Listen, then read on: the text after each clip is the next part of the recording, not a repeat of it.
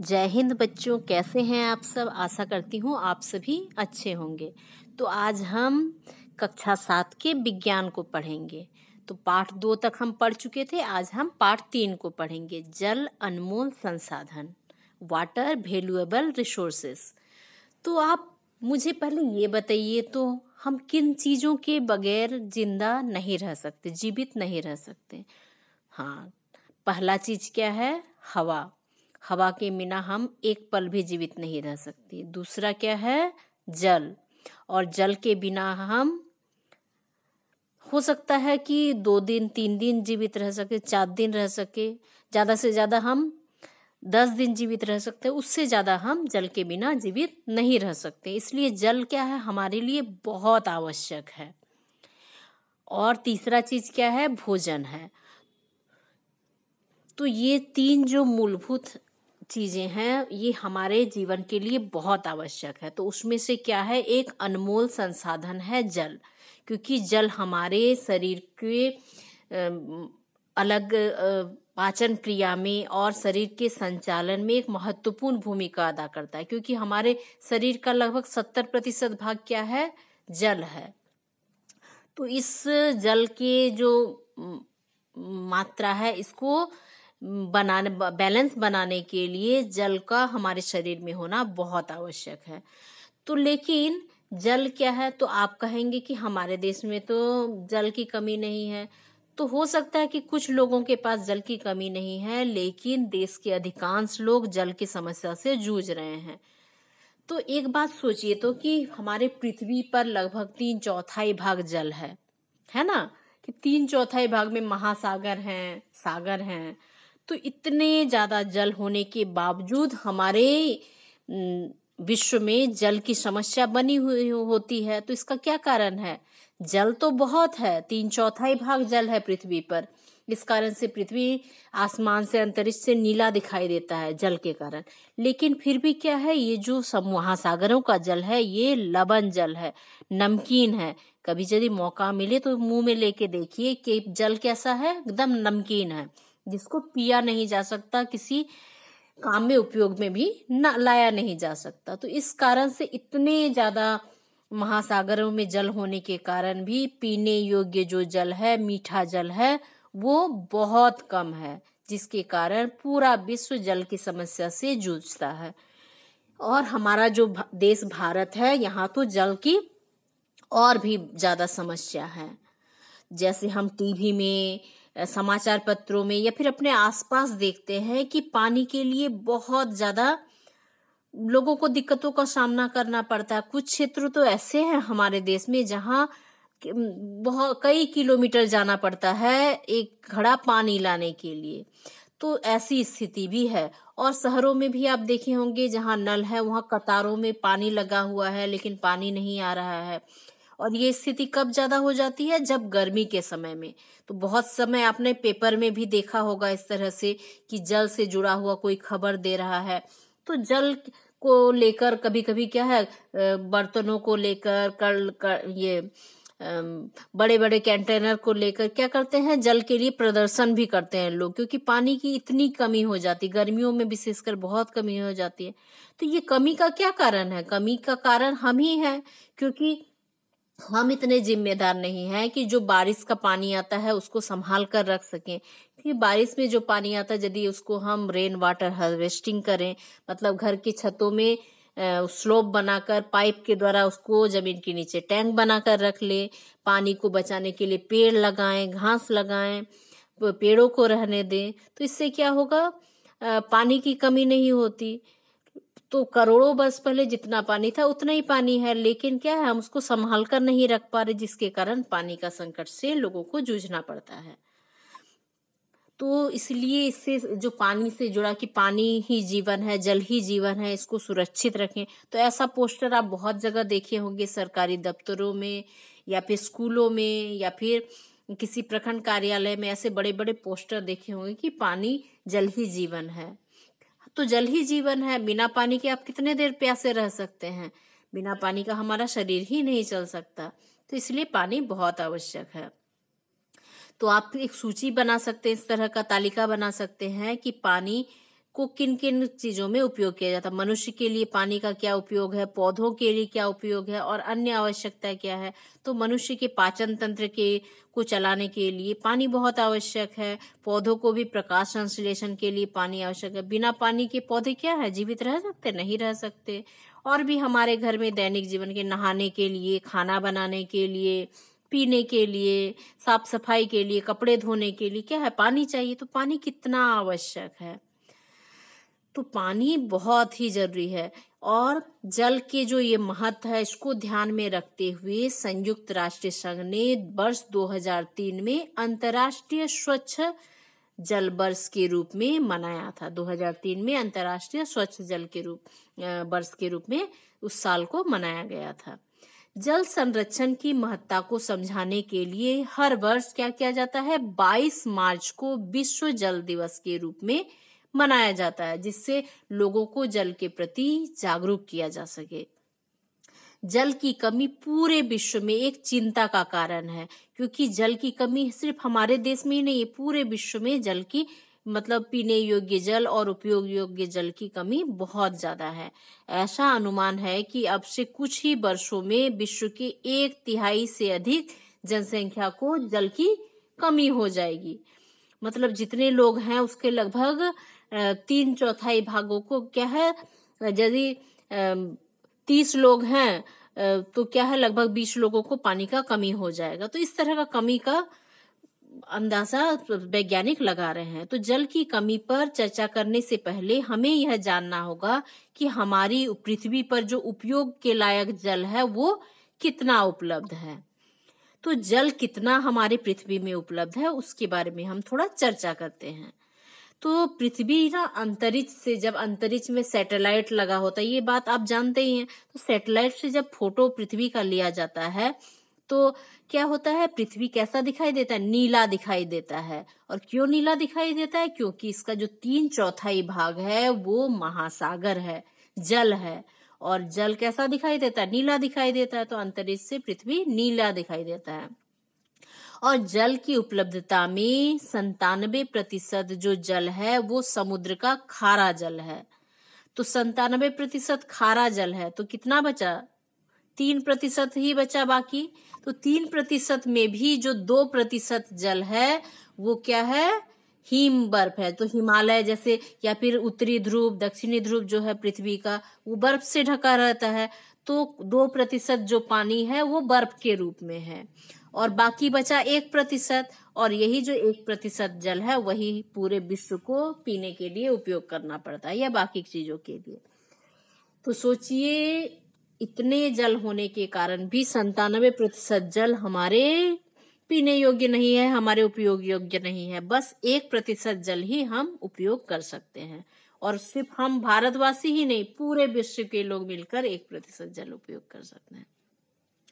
अंतरिक्ष से पृथ्वी नीला आभा लिए दिखाई देता है। तो इस तरह से नीला दिखाई देता है पृथ्वी। ये क्या है, महासागर है। तो इसके कारण ये देखिए, उत्तरी अमेरिका, दक्षिणी अमेरिका को यहाँ दिखाया गया है। तो ये क्या है, नीला रंग किसके कारण दिखाई देता है, महासागरों के कारण। तो ये एक तालिका के द्वारा हम जो पृथ्वी पर जल उपलब्ध है उसका कंपेयर करेंगे। अलवन जो जल है, तो जो अलवन जल, अलवन मतलब जो महासागरों को छोड़कर बाकी जल है। तो जैसे ये बाल्टी में भरा हुआ है, लगभग 20 लीटर का ये बाल्टी है और इसको पानी से भरा हुआ है। तो ये क्या, इससे क्या अंदाजा लगा रहे हैं कि ये जो बाल्टी का पानी है पूरे पृथ्वी में जितना पीने योग्य जल है वो इतना ही है, एक बाल्टी के समान। ठीक है। तो मान लेंगे कि बाल्टी का जो जल है पृथ्वी पर उपलब्ध कुल जल को दिखाता है। तो ये जो एक बाल्टी जल है ये पूरे पृथ्वी के जल को दिखा रहा है। अब उसमें से क्या करेंगे, ये एक चम्मच लेंगे। ठीक है, इस तरह का एक चम्मच लेंगे और चम्मच से 100 चम्मच 100 चम्मच पानी इस मग में डालेंगे। और ये जो मग में जो पानी है ये क्या है, यह पृथ्वी पर उपस्थित अलवन जल को दिखाता है। पूरे वर्ल्ड में इतना ही, सिर्फ 100 चम्मच ही, एक बाल्टी पानी में से 100 चम्मच पानी क्या है, अलवन है, मतलब पीने योग्य पानी है, वो भी पूरे विश्व में। अब क्या है, ये जो मग से क्या करेंगे, 30 चम्मच पानी इस ग्लास में लेंगे।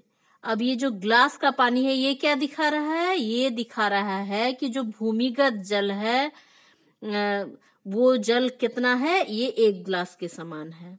यदि पूरे विश्व में 1 बाल्टी पीने योग्य पानी है तो ये 1 मग क्या है? अलवणीय जल है पूरे पृथ्वी में लोगों को जो उपलब्ध है। और ये एक जो ग्लास पानी है 30 चम्मच पानी है ये क्या है? भूमिगत जल है। भूमिगत जल मतलब जो जमीन के नीचे है, जिसको हम कुआं के द्वारा, बोरवेल के द्वारा, बोरिंग के द्वारा प्राप्त करते हैं। और ये जो 1/4 चम्मच का जो पानी है ये पूरे विश्व के सभी झील, नदी में जो उपस्थित अलवण जल है उसकी मात्रा को दिखाता है। तो ये क्या है? सिंबल कर रहा है। सिंबल किस तरह से कि जो 1 बाल्टी जल है ये क्या है? पूरे पृथ्वी में जितना जल है उतना जल है। मतलब एक मान लिए, एक अंदाजा लगाने के लिए, क्योंकि हम तो पूरे पृथ्वी को नहीं देख पा रहे हैं, तो एक अंदाजा कि मान लीजिए कि पूरे विश्व में यदि 1 बाल्टी पानी है, जितना पानी है, तो उसका 100 चम्मच पानी क्या है? अलवण पानी है जो पूरे विश्व में है। ठीक है। और उसमें से जो 30 चम्मच पानी है वो भूमिगत पानी है, जो जमीन के नीचे पानी उपलब्ध है। और उस पानी का जो ये ग्लास पानी, उसमें से 1/4 जो चम्मच का पानी है, जैसे यहाँ दिखाई दे रहा है, यही पूरे विश्व में जो झील है, नदी है, जो बहता हुआ मीठा पानी है, अलवणीय जल है, वो है। तो इससे अंदाज लगा सकते हैं कि किस तरह से पानी की कमी है हमारे विश्व, पृथ्वी में। ये पानी तो बहुत है लेकिन पीने योग्य पानी इतना कम है। मतलब 1/4 चम्मच के बराबर, जो आपको चाय का चम्मच होता है ना, जिसमें आप चीजों को खाते हैं, खाने के लिए उपयोग करते हैं चम्मच, उतना चम्मच के बराबर ही पूरे वर्ल्ड में पीने योग्य पानी है। तो ये क्या है? जल बहुत ही सीमित संसाधन है जो हमको बहुत कठिनाई से मिल सकता है, इसलिए जल का संरक्षण बहुत आवश्यक है। अब देखते हैं जल की कितनी अवस्थाएं होते हैं। तो जल भी बहुत अवस्थाएं होती हैं। जैसे पहला हुआ ठोस। ठोस मतलब बर्फ के रूप में है। जो जल बर्फ के रूप में है वो हो गया ठोस रूप जल का। अब कुछ जल क्या है? द्रव्य रूप। जैसे हम पीने के लिए जो पानी, नहाने के लिए उपयोग करते हैं, वो द्रव्य रूप में है। और कुछ जल क्या है? गैस रूप में है। तो जो जल गैसीय रूप में है मतलब क्या है कि भाप या फिर जल वाष्प के रूप में है। तो ये भाप के रूप में है तो ये हो गया गैस। तो इस तरह से क्या है? जल की 3 अवस्थाएं हैं, ठोस, द्रव्य और गैस। तो जो द्रव्य रूप में है वो पृथ्वी का समुद्र में है, झील में है, नदी तालाब में है। और यही जल की सामान्य अवस्था है। कौन सी है सामान्य अवस्था? द्रव्य। अब जल का जो गैसीय अवस्था है वो भाप या जलवाष्प के रूप में है। और ये तीनों जो अवस्थाएं हैं इसका ये क्या होता है? रूपांतरण होता है। जल का ही रूपांतरण होता है। द्रव्य से ठोस होते हैं, फिर ठोस से गैस होते हैं। तो ये कैसे होता है? ये जो तीनों अवस्था में घूमता है जल, इसको कहते हैं जल चक्र। और इसी के कारण पानी का जो रिसाइकलिंग होता है वो होता है जल चक्र के कारण ही। तो इसको हम समझते हैं पृथ्वी पर वायुमंडल या वायुमंडल से पृथ्वी पर जो जल का आना जाना होता है उसे, जो जल का चक्रीय चक्र चलता है उसे जल चक्र कहते हैं या फिर वाटर साइकिल कहते हैं इसी को। तो कैसे होता है देखिए, ये है पानी हो गया, नदी का पानी या समुद्र का पानी, ये हो गया भूमिगत जल। तो कैसे होता है देखिए, यह समुद्र का पानी है, इसमें सूर्य का प्रकाश लगा, ये भाप बना। ठीक है। तो आप ये भाप बनते हुए देख सकते हैं। जब आपकी माँ भात बना रही, खाना बना रही है, तो क्या है, जब बर्तन में पानी चढ़ाती है तो धीरे धीरे क्या होगा, उसमें भाप उठता है, दिखेगा। ठीक है। तो वैसे ही जब भी उसमें ताप दिया जाता है, पानी को गर्म किया जाता है, तो ये गर्म किससे होता है? समुद्र का पानी या फिर नदियों का पानी गर्म कौन करता है? हम तो ईंधन लगा के गर्म नहीं करते हैं, ये गर्म करता है सूर्य। ये पानी गर्म हो गया, भाप बनकर ऊपर उठ गया, फिर क्या बन गए? बादल बन गए, संघनित हुए, फिर क्या हो गया? संघनित होने के बाद वर्षा हो गया। वर्षा होने के बाद फिर यहाँ जमीन पर आ गया पानी, फिर ये भूमिगत जल हो गया, मिट्टी के अंदर चला गया, फिर यहाँ से फिर से समुद्र या नदी में चला गया। तो क्या हो जा रहा है? एक चक्र बन जा रहा है इस तरह से। समुद्र का पानी गर्म हुआ सूर्य के प्रकाश से, भाप बना, ऊपर उठा, बाष्प बना, यहाँ बादल बने, संघनित हुए, बादल बारिश हुए, फिर बारिश से फिर पृथ्वी पर आ गया भूमिगत जल, नदियों में आ गया, फिर भाप बना। तो ये क्या है, एक चक्र के तरह चलता रहता है। ये क्या है, जल चक्र है। और जल के विभिन्न स्रोत हैं, जैसे सागर हुए, नदी हुए, झील हुए, और यहाँ से क्या होता है, जल बाष्पीकृत होता है। और पौधे भी जो बाष्पोत्सर्जन की क्रिया है ये पौधे भी करते हैं। क्रिया के दौरान जल वाष्प मुक्त करते हैं। तो पौधे क्या करते हैं, जल का उपयोग करने के बाद जो जलवाष्प होता है उसको बाहर छोड़ देते हैं। तो पौधे में हम पानी डालते हैं, वो उनका जो जड़ होता है मिट्टी से पानी को सोख कर अपने हर पेड़ के हर भाग में पहुंचाता है। पत्तियों में खाना बनता है, उसके बाद जो जल वाष्प शेष हो जाता है वो पृथ्वी में बाहर कर देता है। तो इस तरह से ये भाप बनने का क्रिया हो गया। और ये जो वाष्प होते हैं ये क्या होते हैं, जाकर वायुमंडल में जमा होते हैं, बादल बनते हैं। और बादल को जहां थोड़ा ठंडा मिला वहां क्या होते हैं, वे संघनित होकर पृथ्वी पर बर्फ, वर्षा और ओले के रूप में वापस आ जाते हैं। तो ओला या बर्फ क्या है, ओला तो जहां पर क्या है, बहुत ठंड है वैसे जगहों में क्या है, जो पानी का रूप है वो ठोस हो जाता है। जैसे हिमालय के पर्वत में जो ठंडे जगह हैं, जैसे उत्तरी अमेरिका, दक्षिणी अमेरिका, या फिर जो हमारे ध्रुव हैं, उत्तरी ध्रुव, दक्षिणी ध्रुव, यहाँ बर्फ जमा हुआ ओले की अवस्था में रहता है, बर्फ की अवस्था में। और कभी कभी देखते हैं ना बारिश के साथ कुछ बर्फ के टुकड़े गिरते हैं, वो हो गया ओला। ठीक है। तो जल क्या होता है, वर्षा का जल का अधिकांश भाग नदी नालों आदि से होता हुआ सागर तक पहुंच जाता है, महासागर तक।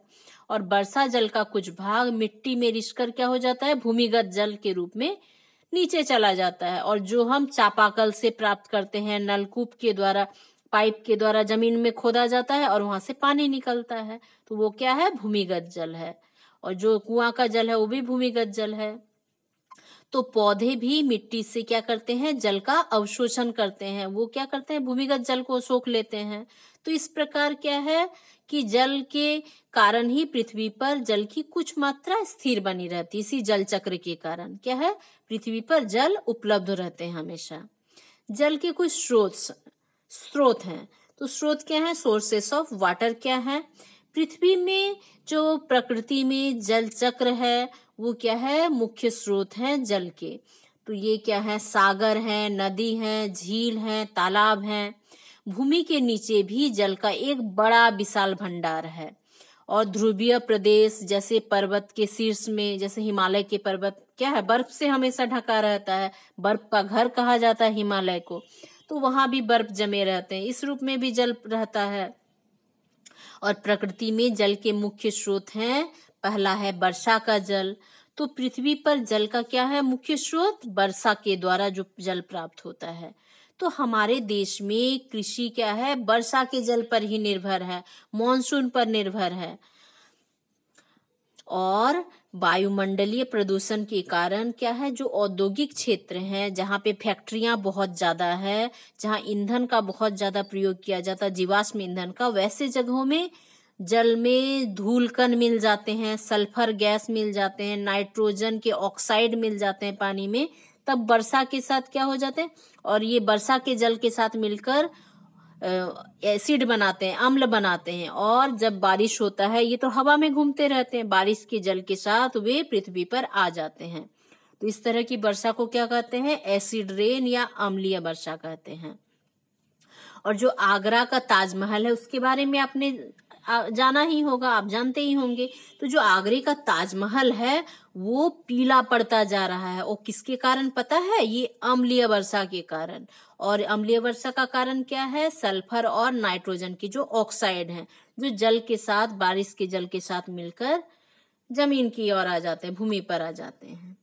तो इसको, जल की कमी को हम रोकने के लिए ये वर्षा का जल बहुत अच्छा साधन है। हम इसको संग्रह करके टंकी बनाकर जमीन के नीचे स्टोर करके रख सकते हैं। अब दूसरा है सतही जल। तो वर्षा जल का अधिकांश भाग पृथ्वी की सतह में बहता हुआ नालों में, नदियों में, तालाबों में और झीलों में इकट्ठा हो जाता है। और ये जो नदियों का जल है, समुद्र का जल है और नालों का, तालाबों का जल है, ये क्या है, झीलों का जल है, ये सतही जल है, सतह के ऊपर, जो पृथ्वी की सतह के ऊपर मिलने वाला जल है। अब तीसरा है भूमिगत जल। तो वर्षा जल का कुछ भाग क्या होता है, मिट्टी के में भी छेद होते हैं, तो इस छेदों से रिसकर ये क्या करता है, या फिर चट्टानों के दरारों से होता हुआ चट्टानों के नीचे जमा हो जाते हैं, और जल के इस प्रकार रिसने की जो क्रिया होती है उसे अंतःस्पंदन या फिर इन्फ्लट्रेशन कहा जाता है। और भूमि के नीचे वाली जो सतही जल को क्या कहते हैं, भूमिगत जल कहते हैं, जो हम चापाकलों के द्वारा, नलकूपों के द्वारा प्राप्त करते हैं। और इसकी जो ऊपरी सतह को भौम जल स्तर, वाटर टेबल कहा जाता है।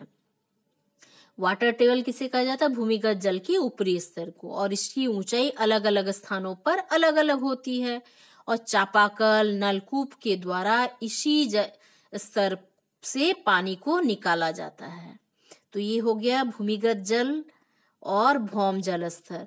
ये हो गया नीचे पानी जमा हो गया, और जहां पर इसका जो पानी जहां तक है, ये सबसे ऊपरी भाग है, इसको बोलते हैं भौम जल स्तर। ये हो गया मिट्टी, मिट्टी से रिश्ता हुआ, छोटे छोटे छिद्र हैं इसमें, तो इससे बारिश का पानी रिश्ता हुआ नीचे आकर जमा हो जाता है। ये हो गया भूमिगत जल, और इसके ऊपरी भाग को कहते हैं भौम जल स्तर। तो भौम जल स्तर में कमी या अपक्षय किस कारण से होता है उसको हम नेक्स्ट क्लास में देखेंगे। तो आज के लिए इतना ही, और इसको जितना मैंने आज पढ़ाया है उसको आप अच्छे से समझेंगे, और कोई दिक्कत होगा तो जरूर कमेंट करेंगे। तो आप पढ़ते रहिए। जय हिंद बच्चों, थैंक यू।